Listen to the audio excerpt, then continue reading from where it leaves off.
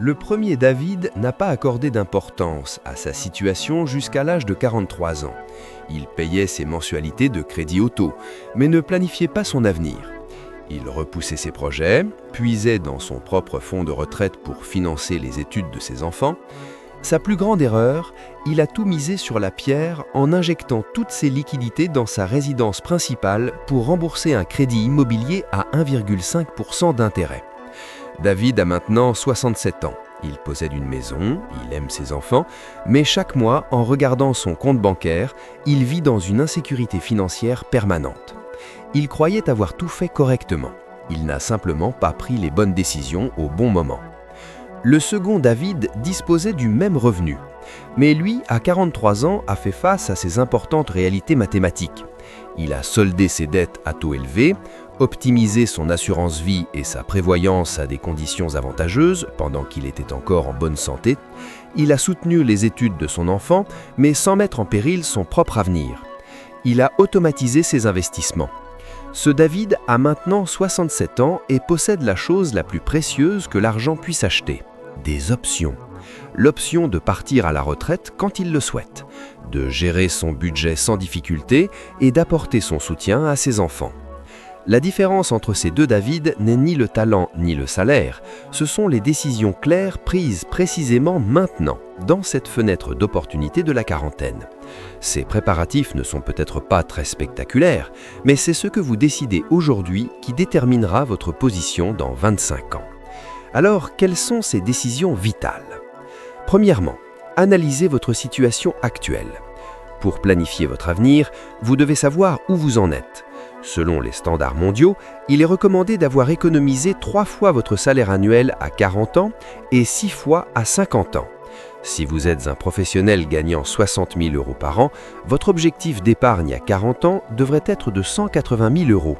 Si vous n'avez que 50 000 € sur votre compte, ce n'est pas un écart anodin, c'est un déficit qui doit être géré avec soin. La quarantaine est le moment où la planification devient critique. L'avantage des intérêts composés diminue à mesure que le temps passe. Chaque tranche de 1000 unités non investies aujourd'hui représente une perte de capital bien plus importante à l'avenir. Deuxièmement, établissez une hiérarchie des dettes. Si vous êtes en France dans un cycle de crédit renouvelable, ce que l'on appelle aussi crédit revolving et de dettes à taux élevé, vous devez élaborer un plan de sortie stratégique. Une dette à 20% d'intérêt ou plus est une situation à résoudre en priorité. Aucun investissement standard ne vous garantira un rendement de 22%. Rembourser cette dette équivaut en réalité à obtenir un rendement à ce taux. Troisièmement, planification successorale et gestion du patrimoine. En France, les personnes de 35 à 54 ans peuvent parfois se trouver mal préparées concernant les procédures juridiques.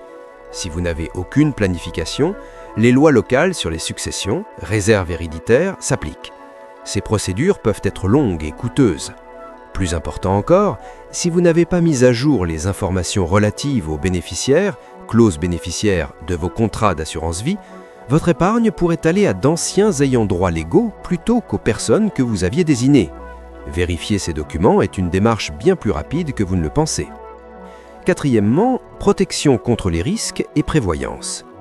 Il est conseillé de disposer d'une couverture d'au moins 10 à 12 fois votre revenu annuel.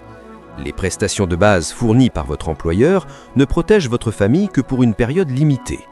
À 40 ans, lorsque vous êtes en bonne santé, les assurances de prévoyance, temporaires d'essai, sont accessibles à des coûts très raisonnables. Reporter cette décision peut entraîner une augmentation des coûts par la suite. Cinquièmement, l'équilibre, études ou retraite.